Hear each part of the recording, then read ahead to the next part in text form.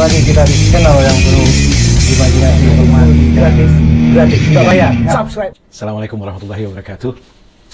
Apa kabar sobat Kicau Jelata? Mudah-mudahan kita semua selalu dalam lindungan Allah Subhanahu wa Ta'ala. Kemarin Bang Kica kedatangan seorang sahabat.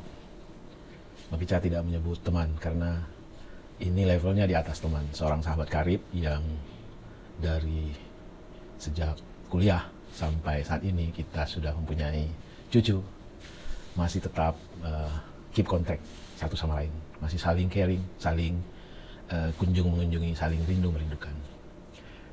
Tapi kedatangan sahabat tersebut kali ini dengan keadaan yang sepanjang sejarah pertemanan, persahabatan dengan dia, baru ini kali Bang Kica melihat keadaan wajah, kemistri tubuh, dan sendu di mata yang luar biasa. Bang Kica sendiri tergetar melihatnya. Lalu Bang Kica bertanya, apa yang terjadi temanku? Kenapa sepertinya ada guncangan besar di dalam hati dan ada kekacauan yang luar biasa di otakmu? Lalu kata-kata pertama yang keluar dari teman tersebut adalah, andai saja kata-katamu yang dulu aku ingat, maka tentu keadaanku tidak akan seperti ini. Lalu aku bertanya, kata-kata yang mana? Ada ribuan kata-kata yang pernah terlontar dari mulutku ini kepadamu. Oh bukan kata-kata yang ribuan itu. Tapi terakhir ingat gak lo? Ketika 4 bulan yang lalu, aku mengundang kamu dan beberapa teman. Dan saat itu aku menawarkan sesuatu. Dan satu-satunya orang yang tidak tergiur dengan tawaranku adalah kamu. Dan kamu juga waktu itu menasihatiku agar jangan lanjutkan apa yang aku sedang tawarkan kepada kalian semua. Oh, rupanya itu. Bang Kica kembali ingat pertemuan ya 4 bulan yang lalu. Teman tersebut mengundang Bang Kica dan beberapa teman lainnya untuk ketemu di salah satu restoran di Jakarta Selatan. Dan saat itu teman tersebut mengatakan bahwa dia saat ini benar-benar happy, benar-benar senang, dan dia ingin berbagi happy, berbagi senang. Dia mengatakan bahwa kita adalah orang-orang pensiun, dan tentu saja aktivitas kita sangat terbatas. Terbatas dari sisi waktu, terbatas dari sisi tenaga, dan terbatas dari sisi bagaimana mungkin kita masuk orbit sementara kita adalah pasukan masa lalu yang tantangan dan persoalan-persoalan kekinian barangkali bagi para pemberi pekerjaan tidak akan mampu kita selesaikan. Jadi kita sudah kalah bersaing dengan anak-anak yang datang belakangan. Tetapi kan biaya hidup, living cost kita semakin hari bukannya berkurang, malah semakin bertambah. Kalau dulu kita sewaktu muda tidak perlu melakukan cek kesehatan secara rutin, sekarang kita harus sering-sering agar tidak terlambat. Kalau dulu kita jarang sakit, sekarang karena usia yang makin berlanjut, maka kita akan sering sakit. Jadi ada dua sisi yang hampir semua kita alami, bahwa penghasilan berkurang sementara pengeluaran tidak pernah berkurang. Dan aku baru saja dapat solusinya, kata teman tersebut. Solusinya adalah ini, aku yang akan presentasikan. Jadi aku menempatkan uangku di investment company, dan investment tersebut bergerak dalam bidang jual beli valuta asing, dan investasi tersebut dijamin tidak akan merugi. Karena apa? Karena dikendalikan oleh robot. Jadi kita membeli robot yang sudah diprogram sedemikian rupa sehingga tidak ada rumusnya bahwa kita akan kalah dalam investasi, bahwa kita akan merugi dalam investasi, karena robot tersebut telah dibekali oleh software dengan basis data, kecenderungan dan segala macam, dan ada limitasi kekalahan yang dengan serta-merta robot akan meng-cut penyertaan atau investasi tersebut. Dan buktinya ini aku sudah ikut 6 bulan dan setiap minggu aku dapat return lebih kurang 8%. Dan alhamdulillah, kata teman tersebut, return tersebut bisa mengatasi masalah finansial yang aku hadapi. hajat besar atau keinginan teman tersebut mengumpulkan kami semua adalah untuk mengajak ikut serta dengan argumentasi bahwa semakin besar placement kita, maka return yang diberikan akan semakin besar. Dan teman tersebut memberikan beberapa simulasi. Hampir semua teman-teman yang diundang makan tersebut takjub, tertarik, dan dengan serta-merta menyatakan ikut. Dan satu-satunya orang yang tidak mau ikut dan bahkan memberikan beberapa argumentasi agar teman-teman tersebut membatalkan adalah Bang Kica. Bang Kica bertanya kepada teman tersebut, sekarang investment company itu bagaimana perikatan kita selaku investor dengan perusahaan tersebut? Teman Bang Kica tidak bisa menjelaskan.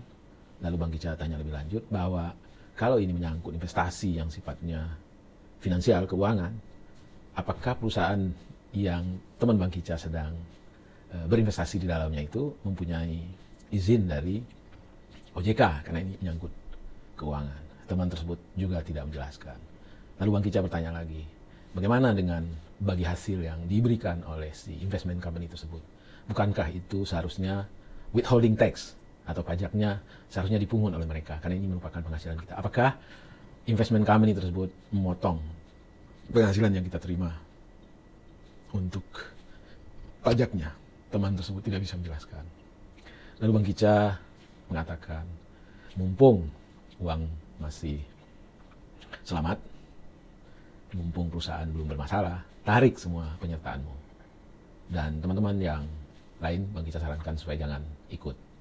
Karena bagi kita 1 rupiah yang ada di tabungan itu adalah akumulasi dari keringat kita. Dan bagian dari cara bersyukur atas akumulasi keringat tersebut, mari kita jaga sebaik-baiknya. Karena begitu keluar dari kendali kita, maka sebenarnya kita sudah harus membuat satu kesimpulan bahwa kita ikhlas apapun yang terjadi dengan rupiah yang keluar dari kendali kita tersebut.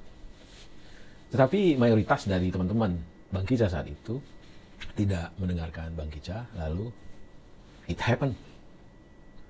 Dan ujungnya adalah kedatangan sang teman di rumah saat ini. Apa yang bisa Bang Kica lakukan jika semua terlambat sudah? Dan yang menyakitkan, teman tersebut karena mengajak beberapa teman lainnya, maka relasi perkawanan mereka saat ini ya tidak baik. Artinya saling salah menyalahkan. Sobat Jelata yang berbahagia, ilustrasi cerita datangnya teman Bang Kica tersebut mudah-mudahan bisa menjadi inspirasi bagi kita semua, menjadi petunjuk, pedoman bahwa tidak selamanya apa yang kita rasakan, misalnya akan merasakan menguntungkan, karena naluri untuk melipat gandakan harta kekayaan itu bagian dari sesuatu yang tertanam di diri kita, dan itu naluri tercetusnya di hati, keinginan gitu. Tidak akan selamat kita kalau naluri tersebut tidak kita cerna dengan akal sehat. Akal sehatlah yang akan menjadi filter. Dan Bang Kica mencoba memberikan beberapa tips yang ini berdasarkan pengalaman pribadi saja gitu. Bang Kica bisa mendapatkan atau mempunyai kehati-hatian karena ada 1-2 pengalaman yang mungkin tidak sama, tidak identik dengan yang dialami teman tersebut, tetapi itu bisa memberi filter bagi Bang Kica untuk mengambil satu decision dalam menginvestasikan atau dalam ikut sharing dalam suatu usaha yang diinisiasi oleh pihak luar.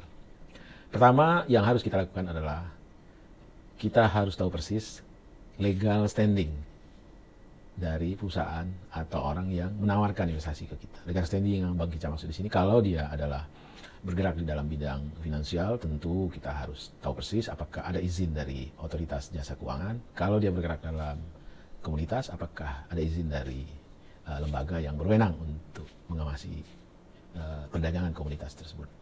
Lalu tentu ada persyaratan-persyaratan umum lainnya, katakanlah apakah badan hukum perusahaannya itu jelas, kemudian apakah perusahaan tersebut merupakan pembayar pajak yang taat, apakah perusahaan tersebut dipimpin atau dikendalikan oleh orang-orang yang kita setidak-tidaknya bisa profiling, kita bisa mempercayakan uang kepada perusahaan tersebut. Dan yang terakhir, bagaimana perikatan kita dengan perusahaan tersebut atau dengan orang tersebut. Lalu pertanyaan kedua adalah, kalau ada perusahaan atau orang yang berani menjanjikan return pasti kepada kita, maka satu hal yang harus kita pikirkan adalah bahwa kalau dia berikan kita 10%, pasti dia mendapatkan lebih dari 10%. Lalu kita perlu tahu apa yang dia lakukan sehingga dia berani memberikan jaminan penghasilan tetap kepada kita. Nah, kalau kita tidak bisa tahu dari mana dia mendapatkan uang tersebut atau kemana investasi tersebut dia tempatkan, maka sudah patut kita bercuriga. Apalagi kalau kita lihat ke belakang, banyak sekali kasus-kasus yang investasi bodong ya, bisa dalam tanda petik ini, yang menelan korban. Banyak dengan varian-varian yang semakin kesini semakin canggih. Kalau dulu kita kenal ada investasi, katakanlah dia mengatakan dia mempunyai perkebunan yang luas, bertani, sayur-sayur organik dan segala macam, returnnya pasti, panennya cepat, lalu berlomba-lomba lah orang ikut di sana. Dan pada satu titik tertentu, karena yang masuk investor baru lebih sedikit daripada kewajiban yang harus dia bayar kepada investor lama, maka meledaklah itu kasus. Lalu kita kenal juga penipuan yang berkedok agama, katakanlah umroh dengan fast travel, dan ujungnya meledak, berjatuhan banyak korban. Dan kita ingat juga yang saat ini sedang rame diperbincangkan adalah investasi yang diinisiasi oleh Ustadz Yusuf Mansur yang banyak mendatangkan keluhan di sana-sini. Jadi Sobat Jelata, mari kita benar-benar jernih dalam menilai satu peluang yang akan mendatangkan keuntungan. Karena kalau kita hanya berpikir akan keuntungan saja, maka yang kita dapatkan adalah buntung atau keuntungan. Kita tidak menutup diri terhadap varian-varian baru, kemungkinan-kemungkinan baru, bentuk investasi, dan segala macam. Tidak.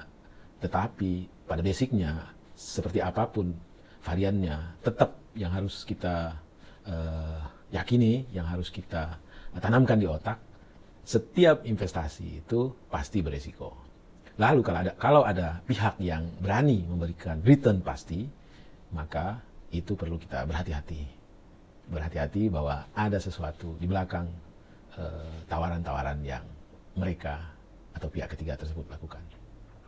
Demikian kicau pendek ini, mudah-mudahan ini bisa membuka cakrawala kita untuk lebih berhati-hati dalam menerima setiap tawaran yang menggiurkan. Ingat, naluri untuk bertambah makmur, menambah kekayaan adalah naluri dasar yang ada di dalam setiap orang. Tetapi naluri tersebut jika tidak dibekali oleh perangkat analisis akal, dia akan membuat kita akan lebih terpuruk, berharap untung malah buntung. Jadi sekali lagi, Allah, Tuhan membekali struktur tubuh kita, kepala di atas. Maka jadikanlah kepala, nalar kita sebagai alat utama dalam menilai sesuatu yang ditawarkan oleh pihak di luar diri.